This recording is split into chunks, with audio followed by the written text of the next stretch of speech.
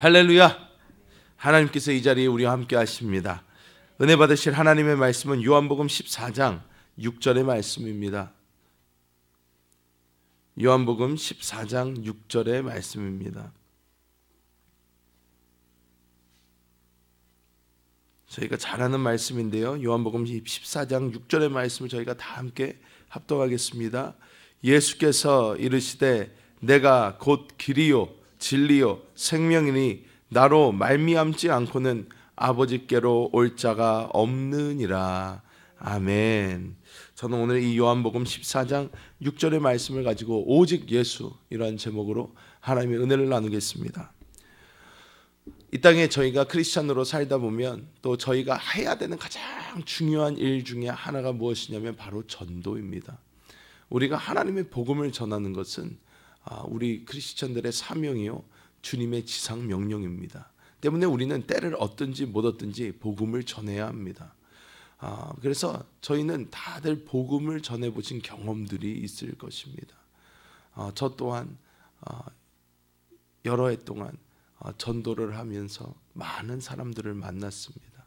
그런데 많은 사람들을 만나보니까요, 이 사람들 중에서 요즘에 많이 듣는 말이 어떤 말들을 많이 듣냐면요, 특히 밖에 나가서 전도를 하다 보면 연세가 있으신 좀 어르신들한테 복음을 전할 때 이런 말씀을 또 많이 하십니다. 뭐라고 하시냐면, 나는 절 다녀 그러시면서 아유 뭐 하나만 잘 믿으면 되는 거예요. 난 절 열심히 다니고 우리 딸은 교회 다녀요. 교회 다니니까 우리 딸 열심히 다니라고 그러고 나는 절 열심히 다니고 아유 다 그러면 되는 거죠. 왜 나까지 교회를 가야 됩니까? 하면서 이렇게 말씀하시는 분들이 간혹 가다가 많이 있으세요, 생각보다. 그래서 그런 분들을 뵐 때마다 제가 이렇게 웃으면서 절 다니시는구나. 공기도 좋고 참 좋으시겠어요 하면서 제가 이렇게 얘기를 합니다. 하면서 이제 말씀을 나누다 보면요, 그들이 모르는 것이 있다는 것입니다. 모르는 것이 있어요. 무엇이냐면 예수만이 유일한 길이라는 것을 모를 때가 많다는 것입니다. 뭐 하나만 열심히 믿으면 되는 줄 압니다. 이거든 저거든 뭐 하나만 열심히 믿으면 되는 거지. 뭐하러 우리가 교회를 꼭 가야 되고 왜 예수를 꼭 믿어야 되고 이 예수님에 대한 이 유일성을 전혀 그것에 대한 감각이 없다는 것입니다. 그래서 저는 이것을 놓고 많은 생각을 하게 되었습니다. 참 재미있는 사실입니다. 무엇이냐면 제가 또 신학교에 다닐 때 일인데요, 이게 저한테는 굉장히 큰 충격으로 다가왔기 때문에 제가 이 간증을 드립니다. 무엇이었냐면 신학교 다닐 때 다른 종교에 대해서 공부를 하는 시간이 있었습니다. 그 마지막 과제가 어떤 과제였냐면 그 다른 종교에 있는 종교의 성직자나 종교에서 좀 그래도 그 종교에 대해서 잘 아는 사람에게 이 질문이 한 30가지 정도 됐었는데 그 질문들에 대한 답을 받아오시오, 이런 과제였어요. 그래서 저는 이제 그래도 어려서부터 한국에서 조금 자랐었기 때문에 가장 그래도 그나마 익숙했던 불교를 택했습니다. 저는 불교를 하겠습니다. 그래서 미국에서 불교하고 정해놓고 한국에 저는 어려서 모태신앙이기 때문에 절을 잘 모릅니다. 그래서 제가 아는 절은 딱 2개밖에 없었어요. 불국사랑 해인사밖에 없었어요. 이 제일 유명하잖아요. 그래서 불국사 해인사에 대해 전화를 했습니다.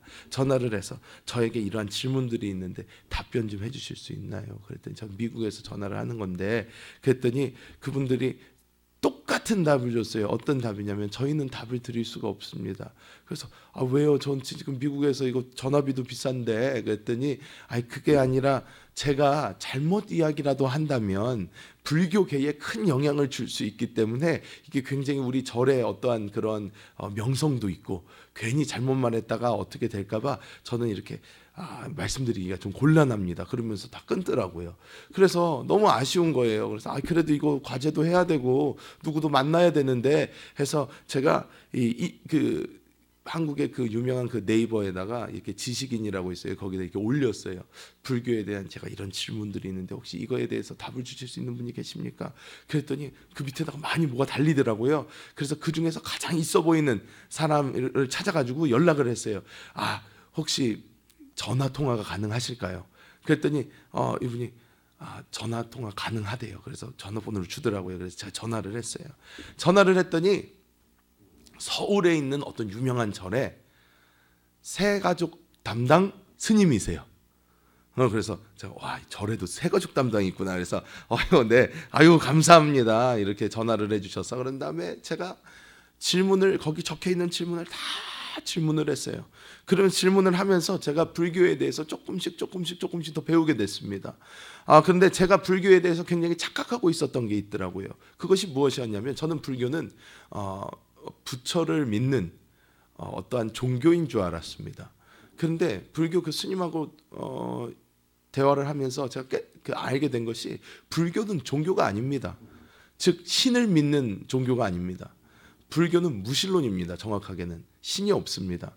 불교는 사람 스스로 구원을 이룰 수 있다는 종교가 바로 불교입니다. 그리고 불교는 철학에 가깝습니다. 스님이 스스로 그렇게 말씀을 하시더라고요.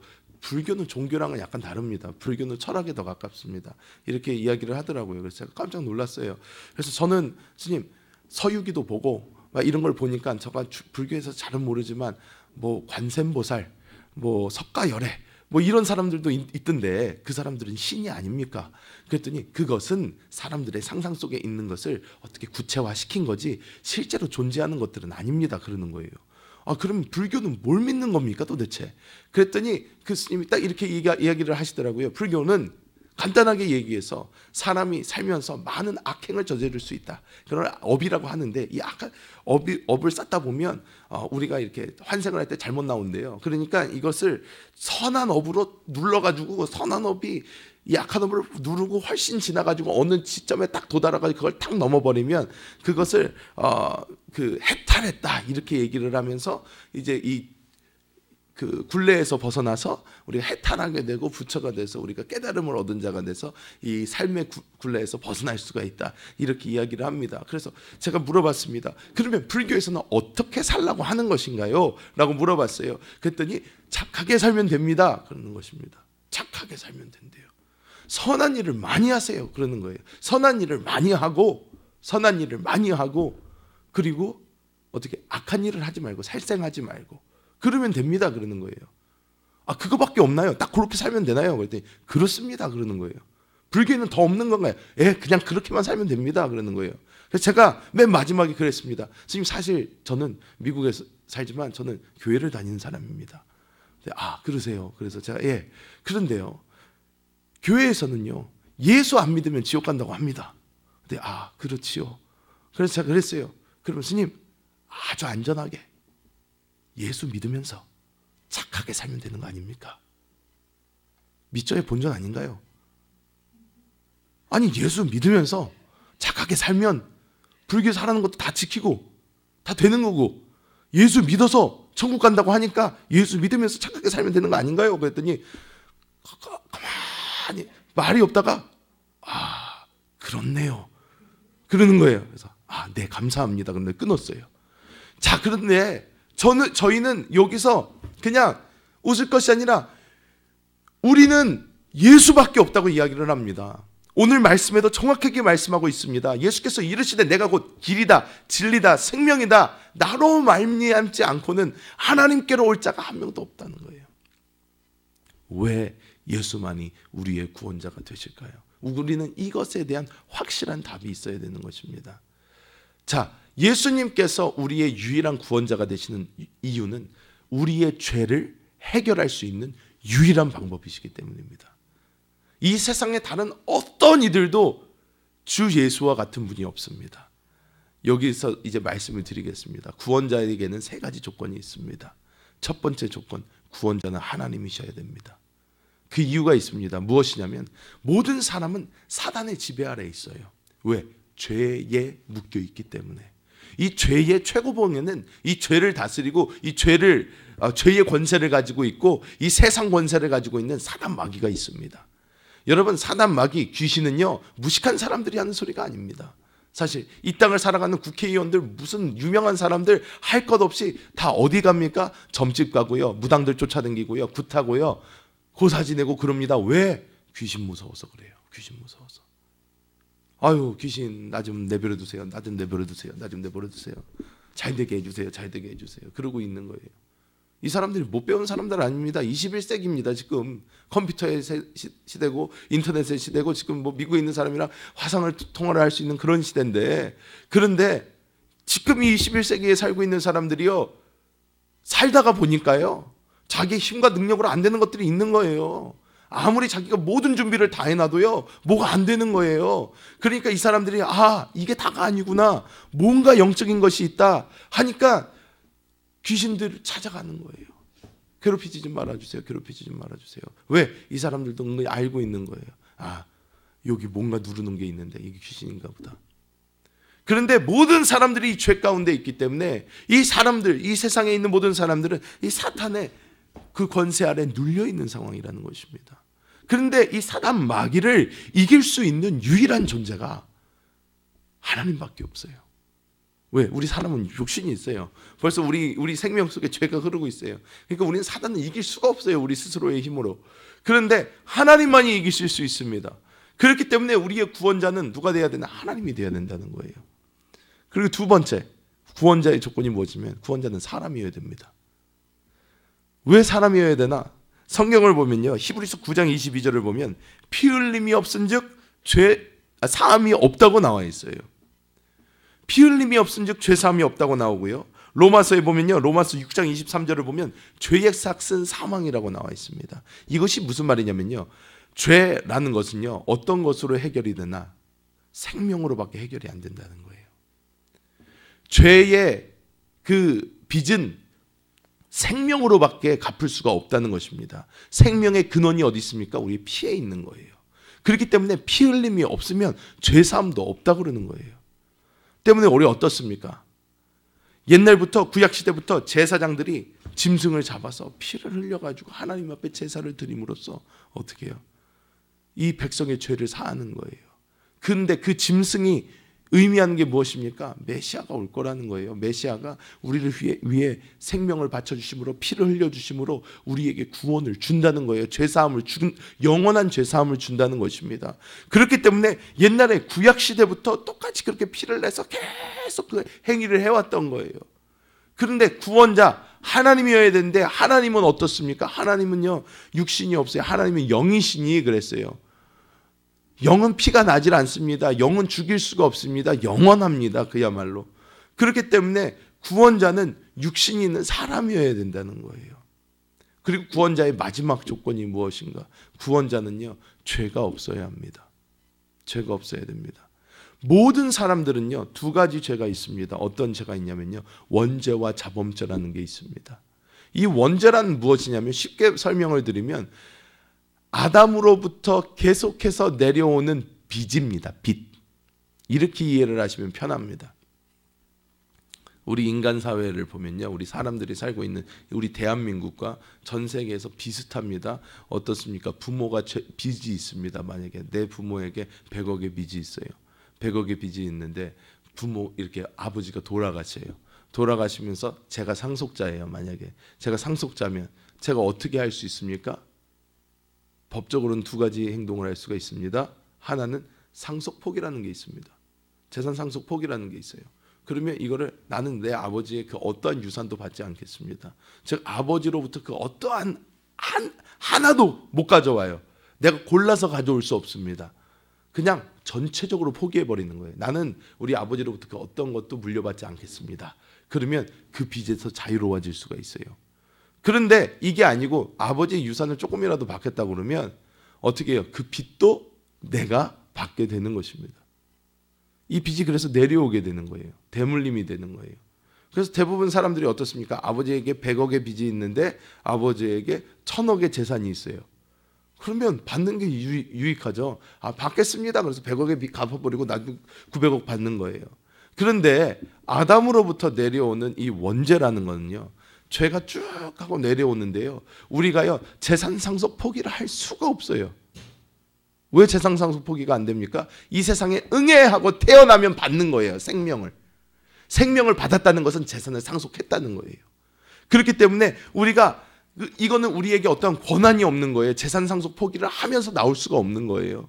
세상에 태어나면 위로부터 계속해서 물려 내려오는 그 죄를 우리가 받아가지고 나온다는 것입니다. 그래서 우리 모두에게는 이 원죄라는 게 있어요. 그리고 두 번째는 어떤 게 있냐? 자범죄라는 게 있습니다. 우리가 살아가면서 계속 짓게 되는 죄를 의미합니다. 그래서 모든 사람은 이 두 가지 죄에서 자유로울 수가 없습니다. 자유로울 수가 없습니다. 그렇기 때문에 우리의 구원자는 어떻게 해요? 스스로 우리처럼 이렇게 원죄와 자범죄라는 큰 죄를 이고 있는데 남의 죄를 어떻게 용서할 겁니까? 내가 죽는다고. 내 진빚이 너무너무나 큰데 나에게 벌써 뭐 100억의 빚이 있는데 다른 사람의 100억의 빚은 어떻게 갚아주겠습니까? 못 갚는 것입니다. 그렇기 때문에 우리의 구원자는 어떻게 해요? 원죄와 자범죄가 없어야 된다는 거예요. 자, 그런데 보겠습니다. 인류의 역사상 아무리 뛰어난 사람도, 우리가 존경하는 뭐 세종대왕 이순신 장군도, 다른 종교에서 그렇게 믿는 뭐 석가모니도, 마호메트도, 그 누구도 이 구원자의 조건을 갖추지를 못해요. 그 누구도 하나님인 사람 없고요. 그 누구도 사람이긴 하죠. 두 번째는 맞죠. 사람이긴 합니다. 그런데 세 번째 원죄, 자범죄 다 있습니다. 이 세 가지 조건이 다 충족이 돼야 되는데 하나밖에 충족이 안 돼요. 어떤 조건? 사람인 거. 그런데 이 인류 역사상 이 세 가지 조건을 다 충족시키는 분이 있단 말이에요. 이분이 누구십니까? 주 예수입니다. 주 예수. 요한복음 1장은 말씀합니다. 태초에 말씀이 계시니라. 이 말씀이 하나님과 함께 계셨으니 이 말씀이 곧 하나님이시라. 근데 이 말씀이 육신을 입어 우리와 함께 거하심에 하나님의 그 은혜와 영광이 충만한 거예요.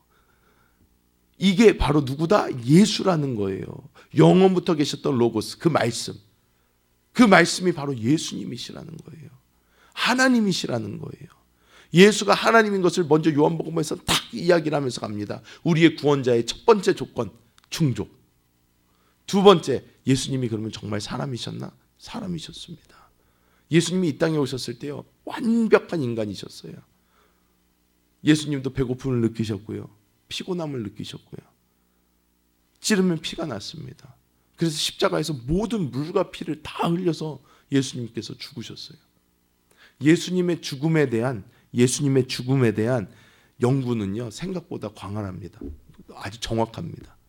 예수님의 죽음에 대한 연구를 지금 사람들이 굉장히 많이 해놨습니다. 자, 지금 역사학자들 가운데서요, 예수님이 이 땅에 존재를 안 했다고 하는 사람은 한 명도 없습니다.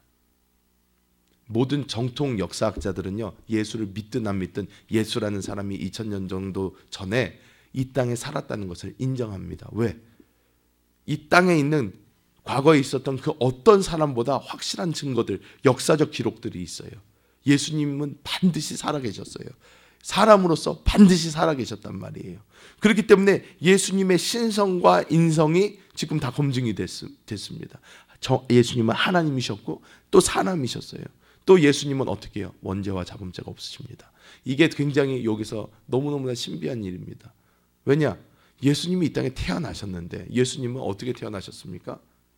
성령으로 태어나셨어요. 마리아의 몸을 빌려서 성령으로 태어났어요. 이것이요, 재밌는 것이, 일단요, 아기에게는 특이한 것이 두 가지가 있습니다. 아기는요, 엄마 뱃속에 있어도요, 아기는 엄마의 피와 섞이지가 않습니다. 엄마의 피가 아기한테 공급이 되지 않아요. 여러분 아셨나요? 자, 여러분 자녀 있으시죠? 여러분 혈액형 아시죠? 여러분 자녀 혈액형 아시죠? 여러분 혈액형과 여러분 자녀 혈액형이 같으신 분도 계실 텐데 다른 분들도 계실 거예요. 다른 분들도 계실 거예요. 저희 집사람 같은 경우도 저희 집사람과 저희 애들이랑 혈액형이 다 달라요. 다 달라요. 지금까지 넷을 낳는데도 다 달라요. 한 명도 똑같은 애가 없어요. 엄마랑은 다 달라요.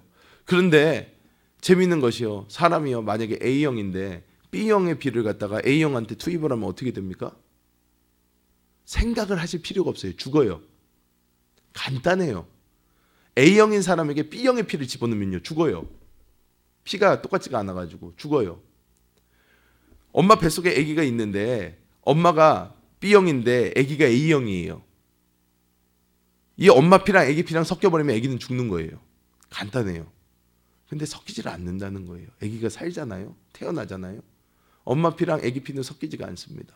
그런데 중요한 것은 그거를 넘어서 성경을 보면요, 아담 시대로부터 계속해서 내려오면서 성경의 어떤 법칙을 보면요, 모든 축복과 저주권이 누구에게 있다? 아버지한테 있어요.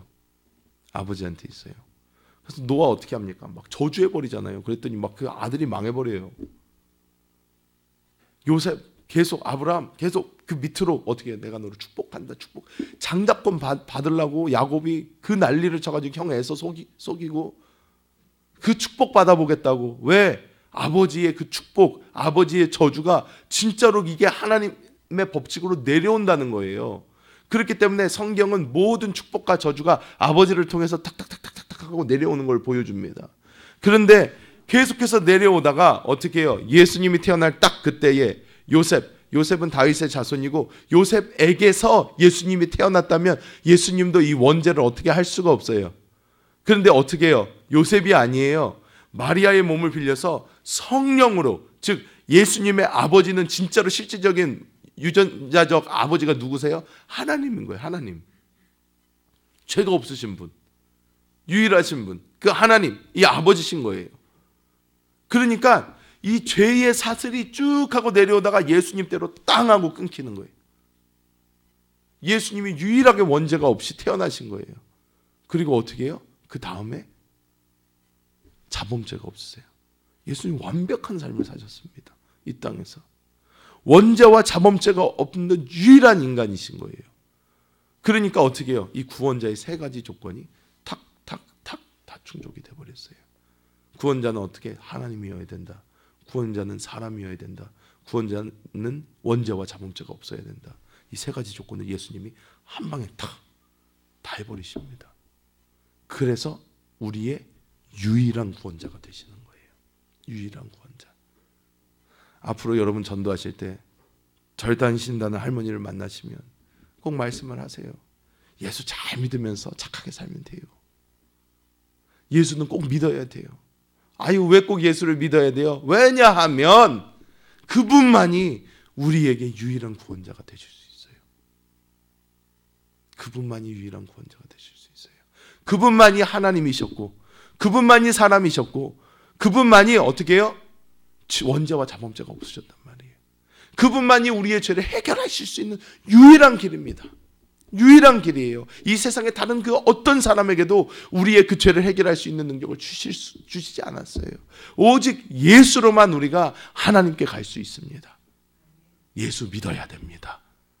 예수 당당하게 전하시기 바랍니다. 이 세상에서 복음을 전하다 보면요, 막 2단도 많고 3단도 많고 막 다른 종교도 많고요, 나와가지고 난립니다. 막 서로 믿어야 된다 그러는데요, 우리에게는 그들이 없는 게 있습니다. 뭐가 있습니까? 주 예수가 있는 거예요. 때문에 우리는 이 주 예수 때문에 담대하게 복음을 전할 수 있는 것입니다. 우리에게 주 예수가 없으면 우리는 아무것도 없는 거예요. 주 예수 때문에 우리는 그 누구도 갖지 못한 걸 가진 사람들입니다. 근데 그 주 예수가 지금 여러분 어디 계십니까? 여러분 심령 안에 계시다는 거예요. 그렇기 때문에 그 주 예수가 내 안에 살아계시다 하면서 전도를 하면 너무너무나 강력한 복음이 전파되게 되는 것입니다. 여러분, 복음을 전하시기 바랍니다. 이 유일하신 오직 예수를 전하시기 바랍니다. 그럴 때 하나님의 놀라운 영광이 임하게 될 줄 믿습니다. 기도합니다. 하나님 감사합니다. 하나님께서 오늘도 사랑하는 주의 백성들을 이 자리로 불러주셔서 하나님 오직 예수만이 우리의 길이요 진리요 생명이시요 우리의 구원자가 되실 수 있음을 다시 한번 깨닫게 하심을 감사합니다. 하나님, 오직 주님만 바라봅니다. 주님만이 우리의 길입니다. 진리입니다. 생명입니다. 주여, 우리 주만 따라가기 원합니다. 이 주님을 전하게 하시고 11월 또 마지막 주에 있는 총동원 전도주일이 있습니다. 우리가 늘 마음에 이 영혼들을 품으며 전도하며 나아가 하나님께 최고의 열매들을 올릴 수 있는 귀한 성도님들 될 수 있도록 성령님 도와 주시옵소서. 하나님께서 오늘 새벽 또 주를 향하여 나와 하나님께 기도하는 모든 주의 백성들을 하나님 아버지께서 사랑하시고 또 하나님께서 긍휼히 여기사 그들의 기도를 들으시고 하나님의 영광을 보여 주시옵소서. 오늘도 우리와 함께 하시는 주님을 찬양합니다. 하나님 영광 받아 주옵소서. 예수님의 이름으로 기도하옵나이다. 아멘.